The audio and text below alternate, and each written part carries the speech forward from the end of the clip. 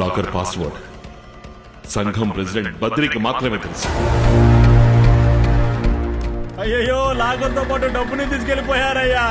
Locker ని బద్రి ఆధ్వర్యంలో ఎత్తుకెళ్లిన వీడియోని మన ఇన్స్పెక్టర్ చూపించిన తర్వాతే నాకు తెలిసింది. ఆ వీడియో ప్లే చేయండి.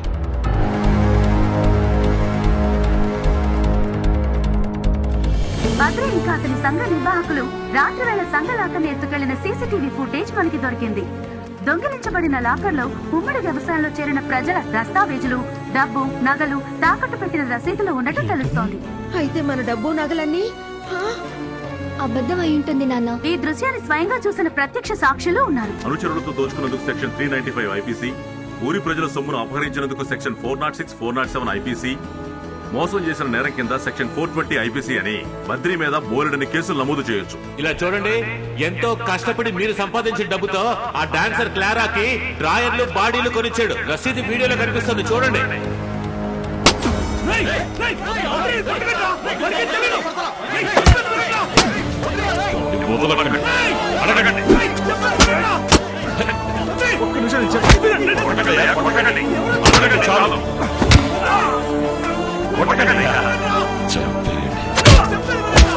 చచ్చిపోతాడేమో, పోలీసులు పట్టేవాడి. అరే కొట్టదంటే చెప్తే వినయ్యా. అరే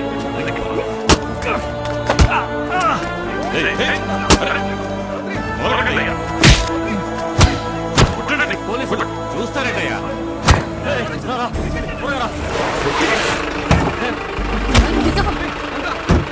ఎక్కించండి. ఇది అంబులెన్స్ లాంటిదే, ఇందులో అన్ని వసతులు ఉన్నాయి. త్వరగా ఎక్కండి.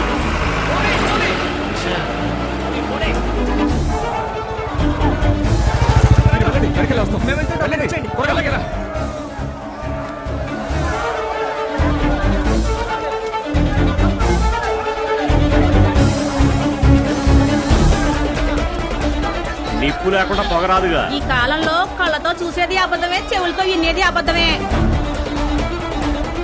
శ్రీనివాసరావు సంఘం మూతపడింది.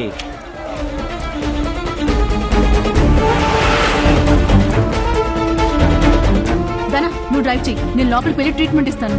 జీపీఎస్ ఆఫ్ చెయ్యి. సరే అక్క. ఇన్ఫర్మేషన్ వచ్చింది, రౌడీలు పోలీసులు మన కోసం వెతుకుతున్నారట. కాబట్టి జాగ్రత్తగా ఉండండి. నేను మళ్ళీ చెప్తున్నాను, రౌడీలు పోలీసులు మన కోసం వెతుకుతున్నారని ఇన్ఫర్మేషన్ వచ్చింది. జాగ్రత్తగా ఉండండి, అర్థమైందా? క్లారాని పంపించేయండి. ఓకే, నేను జాగ్రత్తగా వెళ్తాను. మీరు సేఫ్గా ఉండడం మంచిది. వినిపిస్తోందా? వినిపిస్తోందా? బద్రి, బద్రి, కంగారు పడకండి, కాసేపట్లో స్పృహ వస్తుంది.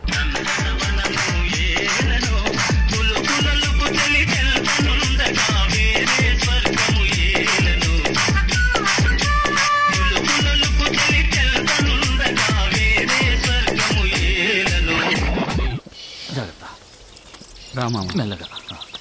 అందరూ జాగ్రత్తగా రండి. రండి, అందరూ కలిసే ఉండండి. గాయాలని మనిషితో ఇలా వెళ్తున్నామే, ఇది సేఫేనా?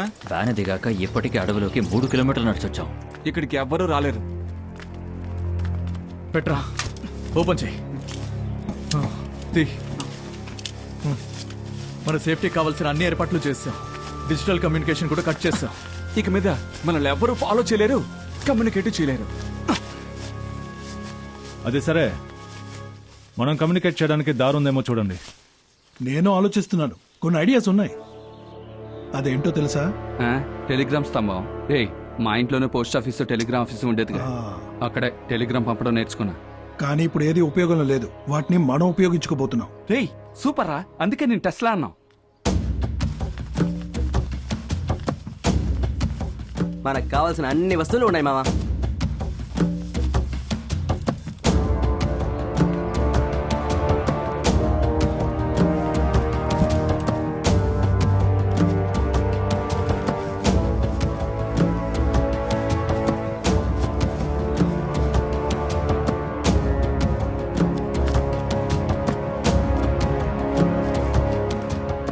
ఈ వస్తువులన్నీ ఎక్కడివి?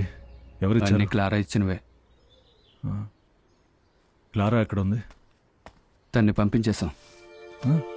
ఆటపాట్లో సంఘం అని దేంతోనూ మనకు సంబంధం లేదు. రాబోయే కాలం ఇంకా కష్టంగా ఉంటుంది. ఎప్పుడైనా ఏమైనా జరగచ్చు. మనం ఎవరికి ఏ హామీ ఇవ్వలేము. అందుకే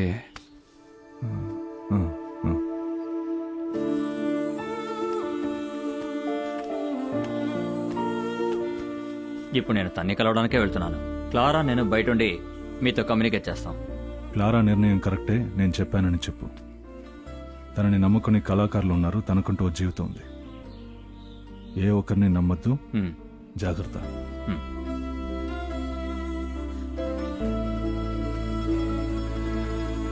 మీరుండగా ఓ దొంగని ప్రెసిడెంట్ చేశారు కదయ్యా.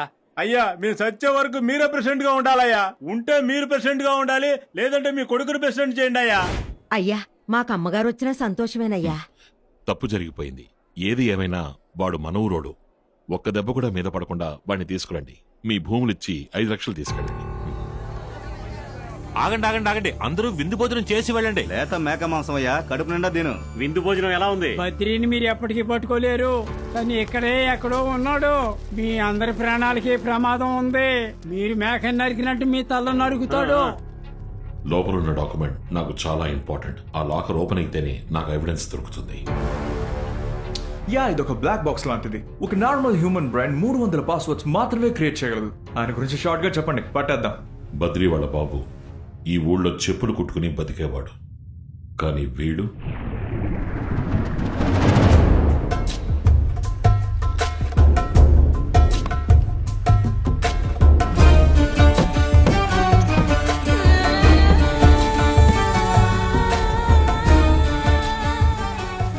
आपकी नजरों में 1/2 కిలో రా విమలా. ఆగమ్మా. ఏంటి బద్రి, ఇందాకటి నుంచి మేము నిలబడి ఉంటే ఇప్పుడు వచ్చిన దానికి ఇస్తున్నావు? అక్క, వయసుకుంటూ ఒక మర్యాద ఉందిగా. ఏంటి వయసుకు మర్యాద ఉంది? తన వయసుకే. నువ్వు లోపలికి రా. ఈడి జన్మకు బాగుపడ్డు. రండే పోదాం.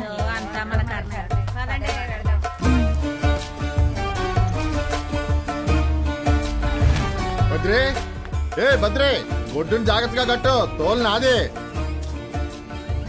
బద్రే, రావుతర్ దగ్గర నుంచి ఒక కొత్త ఆర్డర్ వచ్చింది.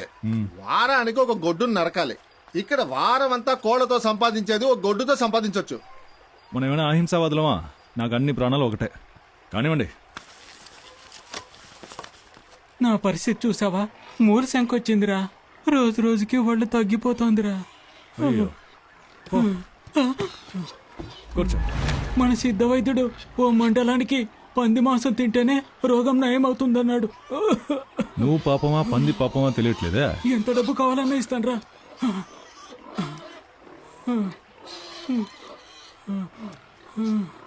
ఆలోచించాను, నువ్వే పాపం. నీకోసం పంది చావచ్చు. ఓ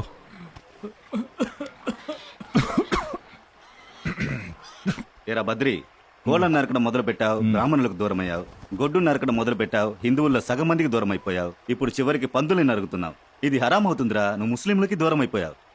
నువ్వు ఎంత చెప్పినా వినవు. ఏదో ఒకటి చేయని ఇష్టం పో. రే ఆగు. ఏంట్రా? ఇలా పోరా. కర్మరా. రే మామా, పోరా. అయ్యో మామా, పోరా రే.